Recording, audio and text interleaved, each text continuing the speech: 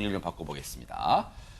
밤에 운동할 수 있잖아요. 근데 뭔가 좀 미심쩍은 사람이 있다고 합니다. 홍순빈 아나운서. 네, 옷차림부터 어딘가 모르게 이상했는데 이 남성들이 은밀히 움직이는 모습이 CCTV에 포착이 됐습니다. 이 남성들의 정체를 확인해 보도록 하겠습니다.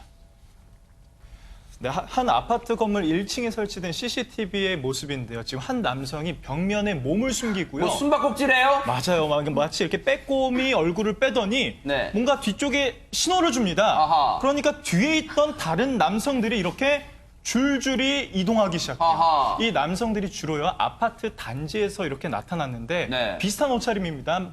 모자와 마스크로 얼굴을 가리고 있고요. 배회하던 남성이 어디론가 향하니까 네. 비슷한 옷차림의 남성이 또 한 명 나타납니다. 아하. 뭔가 이렇게 상의를 하는 듯한 모습이 대체 몇 명이에요? 네. 4명 정도 된것 여기저기 같아요. 나오네요. 굉장히 네. 많았습니다. 아하. 그런데 이 남성들의 정체가 뭔지 네. 오늘 확인해 보도록 하겠습니다. 네. 지금 저렇게 빼꼼히 뭘 보고 마치 술래잡기 하시고 야 술래 없어 빨리 나와 막 했는지 모르겠어 막 여기저기 막 나와요. 한두 명인 줄 알았더니 여기서 나오고 저기서 나오고 막 기어 나옵니다. 김복준 형님 대체 저 밤에 뭐 하는 사람들이에요 대체? 아니 밤에 저런 옷 입고 돌아다니면 볼 것 같은 도둑놈들이죠. 아하 정답이네요. 네. 네. 아 도둑분 도둑, 절도범들입니다. 네. 절도범들입니다. 네. 이 사람들은 아마 대전 유성경찰서에서 검거를 한 것 같은데요. 네. 이 빈집 저층에 있는 아파트 이런 데만 주로 노려가지고 아파트 한 22곳 정도에 들어가서 네. 귀금속과 현금 등 전부 합치니까 한 1억 7천 상당의 금품을 훔쳐서 절도 행각을 했던 진짜 많이 그런 했잖아요. 사람들입니다. 네. 대전과 의정부 등 10곳이 넘는 곳에서요. 12일간 보세요. 이들 수법이 얼마나 진짜 대단하냐면요. 신출 규모라냐면 10곳에서 12일간 아파트 22곳을 털었는데 피해 금액이요. 1억 6천만 원. 그러니까 이 사람들은 귀중품이 있는 곳 참말로 냄새를 잘 맡는 것 같다는 생각도 들어요. 경찰도 이들 수법에 혀를 내둘렀을 것 같은데 경찰 얘기 들어보시고 이어가 보도록 하겠습니다.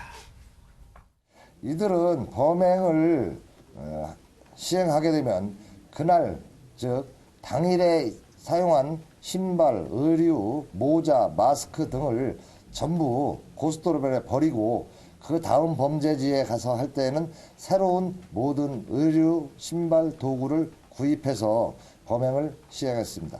이들이 사설 무전기를 가지고 누가 침입, 접근을 한다든가 경비가 그 짝으로 순찰을 간다든가 할 경우 무전기로 연락해서 잘 안 되면 레이저 포인트를 창문에 비추어서 그 안에서 레이저 포인트 불빛을 보고 은신하거나 도주하는 그러한 수법을 사용했습니다.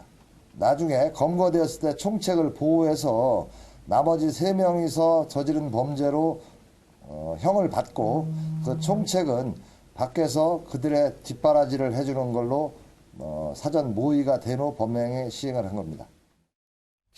최단비 변호사님 걱정이 돼요. 뭐냐면 갈수록 범죄가요. 이런 최첨단 장비도 쓰고요. 온갖 나쁜 쪽은 머리를 많이 쓰고 진화하는 것 같아서 진화한 표로 이런 데 쓰고 싶지는 않습니다만 수법이 날라날 발전하고 있어요 지금. 이 사람들이 이렇게 짧은 시간 동안 수많은 범죄와 이 금액이 높은 피해를 입히게 된 이유는요. 정말 치밀하고 계획적이었기 때문이에요.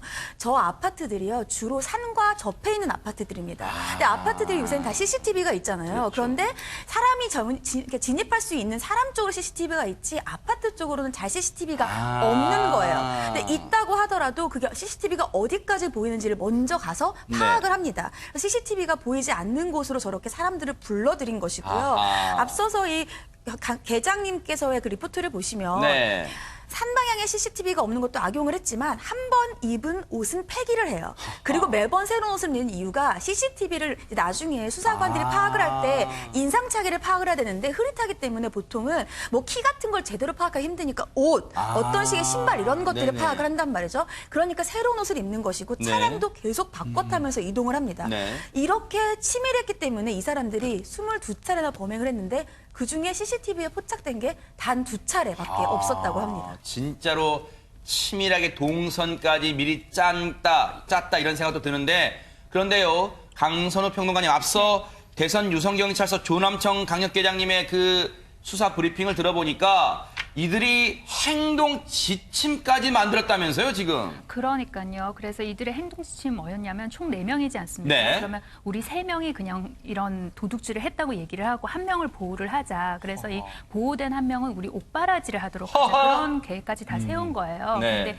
이 사람들이 이렇게 치밀한 계획을 어디에서 세웠느냐? 네. 교도소에서 세운 걸로 보입니다. 아하. 그래서 출소 전에 이미 범행을 굉장히 촘촘하게 다 모의를 한 걸로 보여요. 네. 그 다음에 이들이 출소한 다음에 한 달 후부터 이런 아. 그 절도를 시작했다고 합니다. 네. 피해자들은요, 얼마나 진짜 놀랐을까요? 피해자분들의 얘기 들어보시고 이어가 보도록 하겠습니다. 일단 집에 들어갔을 때 평소와 다를 게 없어가지고 전혀 이제 인지를 못한 상태에서 이제 여행을 갔다 돌아와서 짐을 정리하고 있었는데 평소에 저희가 사용하지 않던 물건들이 좀 나와 있다거나 아니면 약간 물건들이 좀 흐트러진 모습들이 보여가지고 그때 이제 재빨리 확인을 해보니까 이제 범행 사실 그때 이제 인지를 하게 됐습니다. 그 당시에도 이제 문단속은 좀 하는 편이었었어요. 허가가 돼 있었는데 불구하고 이제 작정을 하고 이제 범행을 저지르다 보니까 속수무책으로 좀 당한 면이 있는 것 같습니다. 정말로 이 피해자분들은 정말로 황당하고 놀라셨을 거예요. 그런데 저 사람들 잡기가 앞서 CCTV 찍은 예, 예. 것도 얼마 안 돼서 잡기가 만만치 않았을 것 같습니다. 아마 유성경찰서 굉장히 고생했습니다. 네. 의지 갖고 수사한 것 같습니다. 아하. 우리 후배들이 열심히 한 것 같은데요. 네. 어떤 식으로 했냐면 전국에서 이와 비슷한 형태의 범행이 있었던 거 전부 다 뽑은 거예요. 세상에. 그럼 대전에서 있었던 거가 이제 뭐 만약 1월 1일 날 10시에 일어났다. 그러면 그 주변 CCTV를 분석해갖고 그 인근을 다니는 차량을 파악을 해요.